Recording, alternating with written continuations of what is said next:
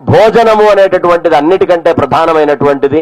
భోజనము అనేటటువంటిది ఒక యజ్ఞము అనే విషయం గుర్తుంచుకోవాలి. దానికి భగవద్గీతలో కృష్ణ పరమాత్మ అహం వైశ్వానరో భూత్వా ప్రాణినా దేహమాశ్రిత ప్రాణాపాన సమాయుక్తం పచామ్యన్నం చతుర్విధం. నేను మీ శరీరము లోపల, ప్రతి ప్రాణి శరీరం లోపల బ్రాహ్మణ, క్షత్రియుడా, వైశ్యుడా, కుక్క, ఎలక, పిల్ల ఏమీ లేదు. ఏ ప్రాణి ఉంటే ఆ ప్రాణి లోపల నేనే వైశ్వానరుడనేటటువంటి అగ్నిహోత్ర స్వరూపంలో మీ లోపల ఉన్నాను. మీరు తినేటటువంటి 4 రకాలైనటువంటి ఆహారాల్ని పచ్యం చేస్తున్నాను అన్నారు. ఏమిటండి 4 రకాలైన ఆహారాలు? 4 రకాలంటాడేమిటినా? ఇప్పుడు అక్కడ పెట్టిన కూరల్లోనే 10 రకాలు కనిపిస్తున్నాయి కదా. అంటే 4నండి రకాలు అన్నాలు. ఏమిటవి? భక్ష్య, భోజ్య, చోష్య, లేహ్యాలు.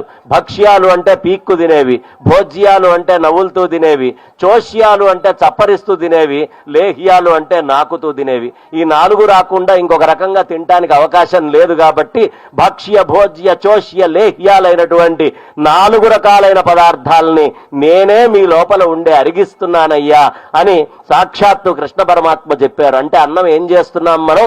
మన శరీరంలో ఉండేటటువంటి మిగతా దేవతా వర్గం అందరికీ కూడా మనం పరిపూర్ణంగా ఈ ఆహారాన్ని పరమాత్మకి సమర్పించేటటువంటి ఆహుతుల వల్ల అందజేస్తున్నాము.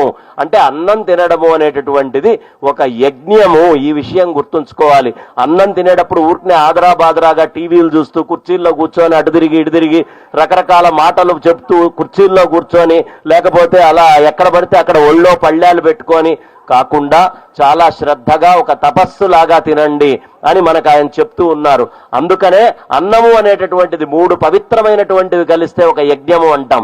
అన్నము అనేటటువంటిది ఒక బ్రహ్మం అయితే, ఆ అన్నము తినేటటువంటి జీవుడు 2వ పవిత్రమైనటువంటి వస్తువు అయితే, 3వది ఏమిటయ్యా అంటే భగవన్నామం చెయ్యండి అయ్యా.